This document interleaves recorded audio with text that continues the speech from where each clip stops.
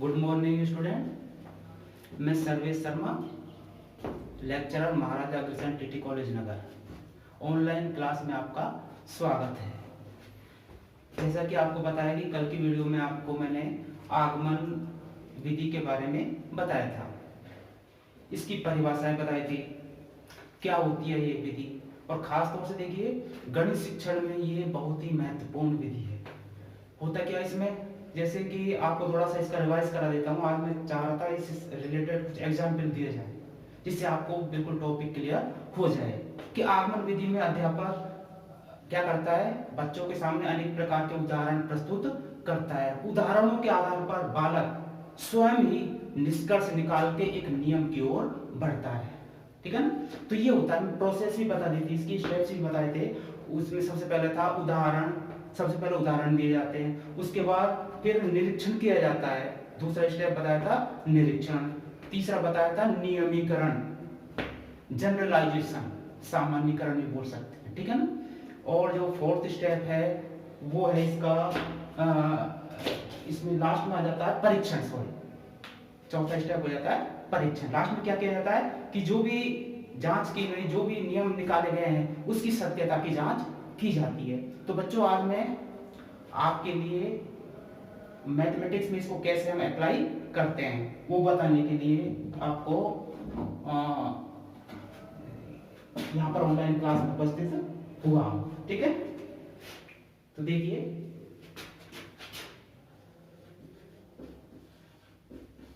आगमन विधि, गणित में इसको कैसे अप्लाई करेंगे, मेन बात ये है। ठीक है ना, कि हम बच्चों के सामने कैसे समस्या रखेंगे, किस प्रकार उदाहरणों को प्रस्तुत करेंगे। तो जैसे कि आपको एग्जाम्पल बताता हूँ गणित के अंतर्गत, जैसे आपको बच्चों को ये जानकारी देनी है कि त्रिभुज के तीनों कोणों का योगफल 180 डिग्री होता है। ये हम बच्चों को नहीं बता रहे डायरेक्टली, हम ये चाहते हैं कि ये बात बालक स्वयं ही अपने प्रयासों के द्वारा इसको स्पष्ट करे। ठीक है, वही आगमन है। तो हमको सबसे पहले क्या करना पड़ेगा, देखिए आप क्लास में आए हो, बच्चे बैठे हुए सामने, तो सबसे पहले आप क्या कहोगे, क्योंकि देखो बच्चों को त्रिभुज की अवधारणा के बारे में पता है, वो जानते हैं कि त्रिभुज क्या होता है, उनको बेसिक नॉलेज है कि त्रिभुज की आकृति कैसी होती है। ठीक है, किस प्रकार का होता है। बाकी उसको कोणों के बारे में जानकारी नहीं है, बाकी उसको ये मालूम है कि कोण कैसे नापे जाते हैं। ठीक है, ये नॉलेज आपने दे रखी है पहले से ही, तो बच्चे मेजर कर सकते हैं कि ये कितने डिग्री का कोण है। कोण की अवधारणा के बारे में बच्चे पहले से ही स्पष्ट हैं। अब सबसे पहले आप क्या करोगे, बच्चों के सामने एक त्रिभुज प्रस्तुत करोगे, ए बी सी। ठीक है, इसमें आप कहोगे बच्चों से, सभी बच्चे इसमें क्या रहते हैं, सक्रिय रहते हैं। आप बच्चों से कहोगे कि बच्चों इसके तीनों कोणों को जोड़िए। कौन कौन से कोण हैं, बच्चे बताएंगे ए बी सी। तो आप कहोगे कि बच्चों इसके तीनों कोणों का योगफल कीजिए। तो बच्चे अपने काम में लग जाएंगे, उनको नापना आता है। कोणों के आधार पर बच्चे जब इसका रिजल्ट निकालेंगे, टोटल करेंगे, तो वो देखेंगे कि इसका मान कितना आ रहा है, 180, मतलब 180 डिग्री आ रहा है। ठीक है, अभी बच्चों को कुछ जानकारी नहीं, उनको हो सकता लग रहा है, क्या हो सकता है कि 180 आया, अगले में कुछ और आ जाए, अभी कुछ क्लियर नहीं है। फिर आप क्या करोगे, बच्चों से एक दूसरा त्रिभुज बच्चों के सामने प्रस्तुत करोगे। ठीक है, इसमें भी क्या कहोगे, जैसे मान लो इसका दूसरा नाम दे दिया आपने पी क्यू आर। इसमें भी आप सेम प्रोसेस बच्चों से कहने के लिए कहोगे। तो बच्चे क्या करेंगे, फिर प्रयास में लग जाएंगे बालक।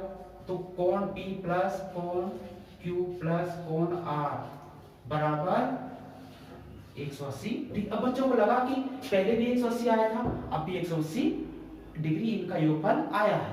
ठीक है, अभी क्लियर नहीं है। फिर आप क्या करोगे, और दो एग्जाम्पल बच्चों को कम से कम 3 में क्लियर होना चाहिए।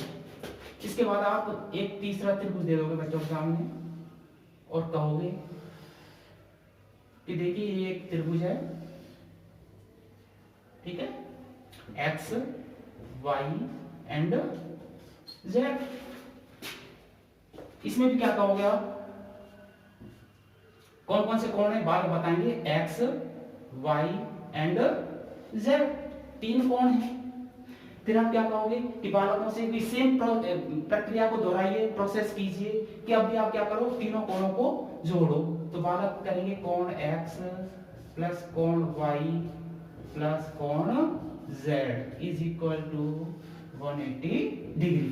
अब बालकों के दिमाग में क्या आ गया कि अरे पहले था इसमें भी जो त्रिभुज दिया गया था उसमें भी 180 डिग्री आया था, दूसरा त्रिभुज उसके तीनों कोणों का योग किया था उसका मान भी 180 डिग्री आया, तीसरे में भी यही आ रहा। इसका मतलब बच्चों के दिमाग में क्या होगा, एक अवधारणा निकल के एक दिमाग में स्थिर नॉलेज होगी। क्या होगा, किसके बारे में, त्रिभुज के बारे में, कि त्रिभुज क्या होता है और त्रिभुज के तीनों कोणों का योगफल क्या होता है। तो अब क्या करेगा, इस समय जब तीनों एग्जाम्पल दे दिए हैं उस समय उसके बाद क्या करता है अध्यापक बच्चों से डिस्कस करता है कि आप बताइए, बच्चों से पूछा जाता है कि बताओ इसमें इसका मतलब इसमें भी मान 180 आया, इसमें भी 180 डिग्री आया, इसमें भी 180 डिग्री आया। इसका मतलब बच्चे स्वयं ही इस नियम को बताएंगे। क्या कहेंगे कि सर जो भी आप त्रिभुज दे रहे हो उसका मान कितना आ रहा है, 180 डिग्री आ रहा है योगफल करने पर। तो इसका मतलब बच्चे स्वयं बता देंगे कि त्रिभुज के तीनों कोणों का योगफल कितना होता है, 180 डिग्री। तो एक नियमीकरण हो गया, एक नियम बन गया, एक सूत्र बन गया। यही आगमन विधि है। ठीक है, तो इसी में क्या करना पड़ा, अध्यापक को काफी प्रयत्न करना पड़ता। एक जैसे ये एग्जाम्पल हो गया, ऐसे दूसरा एग्जाम्पल भी आप ले सकते हो। मैथमेटिक्स में काफी टॉपिक्स ऐसे होते हैं जिनको आप आगमन विधि के द्वारा आसानी से पढ़ा सकते हो। जैसे मान लो आपको अनुपात समानुपात के बारे में जानकारी देनी है, तो आप बच्चों से क्या कह सकते हो कि इनको बच्चों को पहले इनके बारे में जानकारी, अनुपात समानुपात क्या होते हैं, ठीक है ना, और इसमें बाह्य पद और अंत्य पद कौन कौन से होते हैं उनके बारे में भी बच्चों को जानकारी। जैसे देखिए 2:3 4:6, ठीक है ना।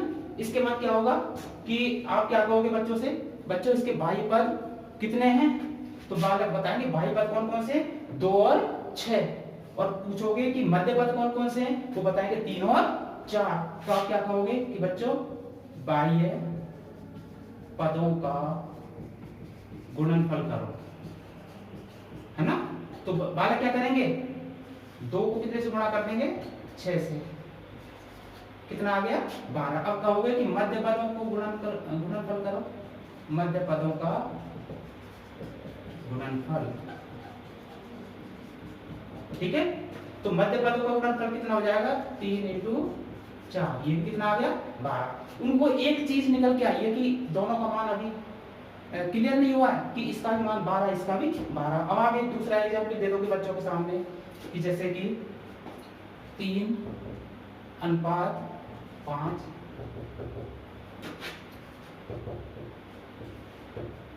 ठीक है। अब वही सेम प्रोसीजर कहोगे बच्चों से कि बच्चों इसके बाह्य पदों को गुणा करो और इसके मध्य पदों को गुणा करो, राइट। तो जब बाह्य पदों को गुणा करते हैं तो बालक देखते हैं कितना आ जाता है 30, और इसके जो मध्य पद हैं इनको गुणा करते हैं, इसका मान भी कितना आ जाता है 30। अब बच्चों के दिमाग में आता है कि पहले भी दोनों मान बराबर आए थे और अब भी मान कैसे आ रहे हैं, दोनों बराबर आ रहे हैं, ठीक है। इसी के अकॉर्डिंग एक आप एग्जाम्पल और ले सकते हो, बच्चों के सामने दे सकते हो। जैसे मान लो 1:3 है, ठीक है, ये दे दिया आपने।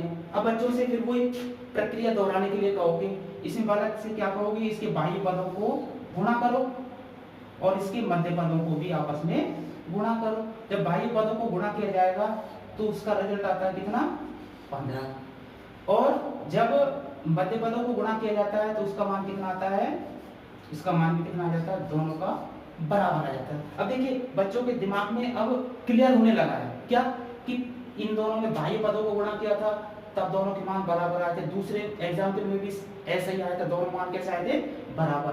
तीसरे वाले में कैसे आए थे, दोनों के रिजल्ट कैसे आए थे, बराबर। इसके आधार पर बालकों से डिस्कस किया जाता है और एक निश्चित नियम बनवाया जाता है। तो बालक स्वयं कहेंगे कि बाह्य पदों का गुणनफल किसके बराबर आ रहा है, मध्य पदों के गुणनफल के बराबर। तो एक नियम आ जाता है कि बाह्य पदों का गुणनफल बराबर मध्य पदों का गुणनफल। तो ये एक नियम बन गया। क्या आ गया, ये नियम आ गया, यही आगमन है।